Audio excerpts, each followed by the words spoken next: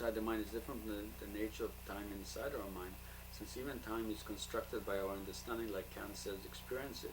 Or perhaps it is the faculty of intuition that constructs the time in our mind. And thus, there results what we may call a psychological time in our mind, as opposed to what we call a physical time in the world. Super critique of Kant, and Kant failed to see this distinction.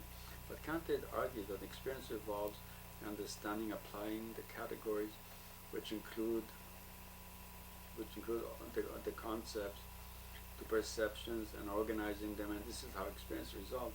So also intuition, or the understanding, may apply the intuition or concept of time to perception. Kant mentions Aristotle's view and Spinoza's view, but only in the flat. Aristotle saw time as a category, Kant saw time as a pure a priori intuition. Einstein saw time as an empirical a posteriori category. Maybe my view, Beaton, is that time is both pure and empirical and can exist in many forms in the universe.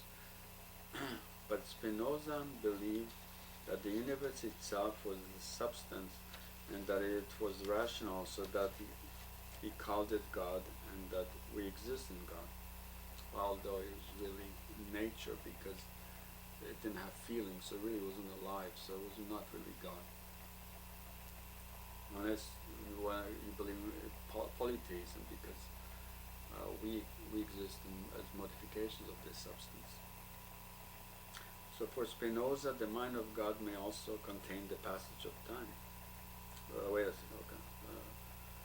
But Spinoza believed that the universe itself was a substance and that it was rational, so that he called it God, that we exist in God. Though this substance could not experience emotions, it did not feel pleasure or pain, so it could neither be expected to love anything, including love people.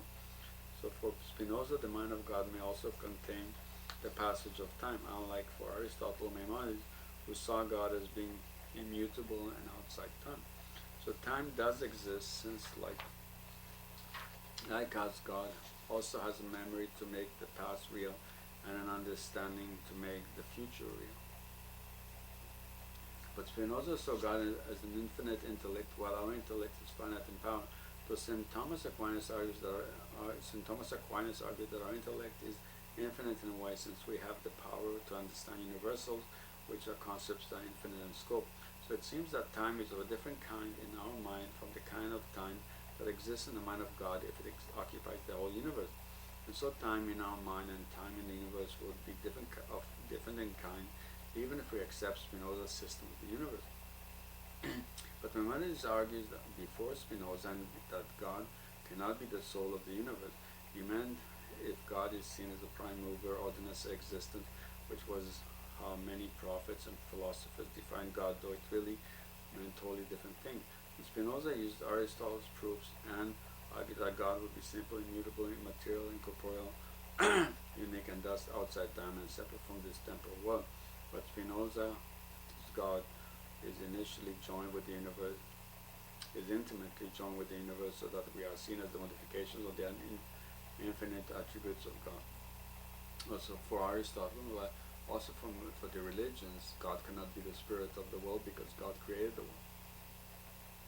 So free will is possible, and thinking is a kind of free will, since we have the power of choice by thinking before we act, instead of just acting by reflexes. And computers are free as well, in a sense, but are even people really free? Question mark. Since Aristotle denied it and argued against it, and so did Moses Maimonides and Benedict Spinoza and Albert Einstein, did he give a proof of it? Question mark, etc. Also, we refuted Aristotle's argument against free will. We called that Kant saw simplicity in two different senses.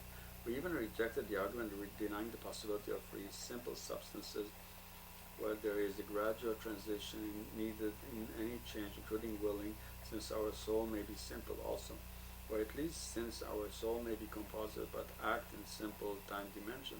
Since Aristotle argued that time is really simple in nature, but as St. Augustine argued, we can transcend time, since our mind is able to connect the non-existent parts of time together. Also in Aristotle's other arguments, his procedure of splitting the object of mover and moving in his other proof really It is not valid since you end up destroying the power of will if it had it going far enough this way. I think I said this.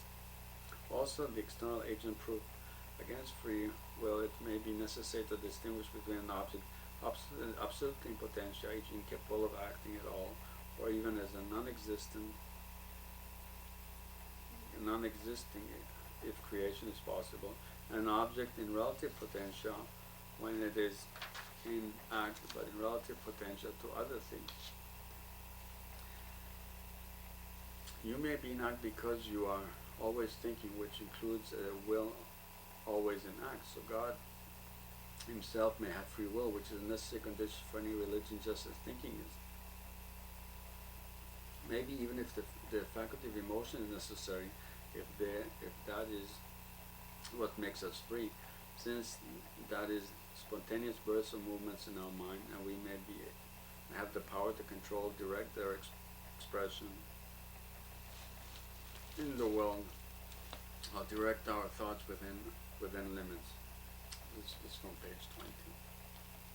Copernican revolution. We still need to prove that we are free in actuality, even though proving that freedom is possible is already a great achievement in this world. It would seem an odd thing we had to use 1,000 ways of proving that God exists that were listed in order to prove that we are free beings. It may be an immediate consequence of God's existence, since Maimonides, Kant, and Einstein said that need free will for any religion to be possible. Indeed, so would the immortality of the soul follow immediately.